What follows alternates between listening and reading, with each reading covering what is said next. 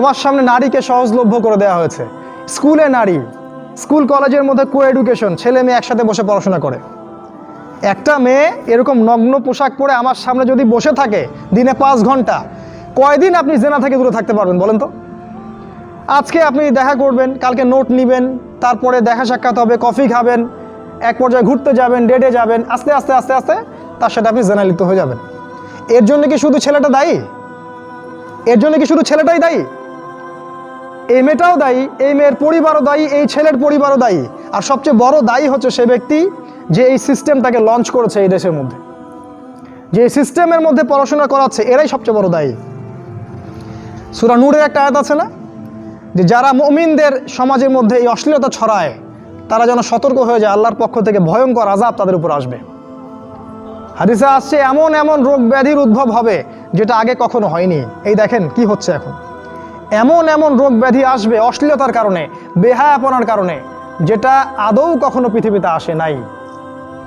দেখেন সামনে কি হয়, আরও ভয়ঙ্কর প্রলয় আসবে ইনশাআল্লাহ, কেউ ঠেকাতে পারবে না। নবীর কথা এগুলো, বদলানোর কোনো সুযোগ নাই। তোমরা পড়াশোনা করবা, তোমাদের সামনে মেয়েদেরকে ছেড়ে দেওয়া হয়েছে। কলেজে যাবা তখন তো আরও অবস্থা খারাপ, ফ্রি মিক্সিং, যা ইচ্ছা তাই করতে পারবা তোমরা।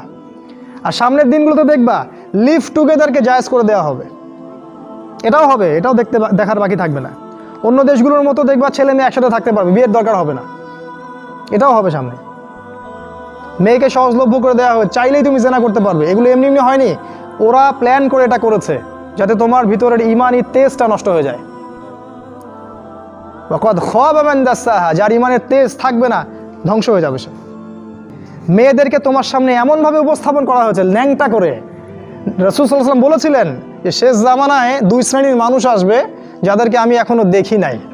এক শ্রেণী হচ্ছে নিসাউন কাসিয়াতুন আরিয়া মুইলাতুন মামিলাত, মানে এমন এক শ্রেণীর মেয়ে বের হবে শেষ জামানায় যারা কাপড় পরেও ন্যাংটা হয়ে থাকবে।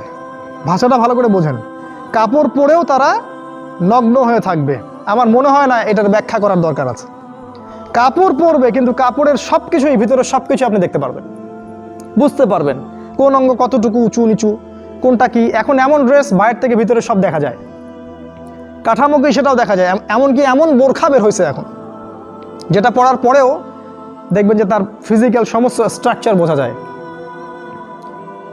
এই যে নারীরা বের হবে এটা রাসূল আগেই বলেছিলেন। একটা হাদিস আপনাদেরকে বলি, নবী সাল্লাল্লাহু আলাইহি ওয়াসাল্লাম আরও বলেছেন যে এই মাসিহুদ দাজ্জালের সবচেয়ে শেষ অনুসারী হবে এক শ্রেণীর নারী, এক শ্রেণীর নগ্ন নারী, যাদেরকে তার স্বামী বাবা পিতা ঘরে রাখতে চাইবে কিন্তু তারা ঘরে থাকবে না, তারা বাঁধন ছিঁড়ে বের হয়ে চলে যাবে বাইরে। আবার বুঝাই, শেষ জামানায় মাসিহুদ দাজ্জালের অনুসারী হবে এক শ্রেণীর নারী যাদেরকে তাদের পিতা স্বামী ভাই ঘরে রাখতে চাইবে, তারা ঘরে থাকবে না। আপনি কি বুঝতে পারছেন তারা কারা? বর্তমান সময়ে ফ্যামিনিস্ট রেভলিউশন যারা করছে এরা সবাই দাজ্জালের অনুসারী। দাজ্জাল যখন বের হবে এরা সবাই তাকে অনুসরণ করবে, অবশ্যই করবে। একটা কোভিড-19 যদি সবাইকে একমুখী করে ফেলতে পারে, দাজ্জালের ফিতনা যে কত ভয়ঙ্কর হবে সেটা চিন্তাই করতে পারবেন না আপনি। একটা খালি হুঙ্কার যে মূর্তি স্থাপন হবেই, যে এর বিরোধিতা করবে তার বিরুদ্ধে রাষ্ট্রদ্রোহের মামলা দেওয়া হবে। সারা দেশের মানুষ ম্যাক্সিমামই এখন ওইদিকে অনুসরণ করছে। এই যদি অবস্থা, তাহলে দাজ্জাল যখন বের হবে তখন যে কোটি কোটি মানুষ তাকে অনুসরণ করবে না, এটা কি কোনো গ্যারান্টি আছে? বরং কোটি কোটি মানুষই তাকে অনুসরণ করবে।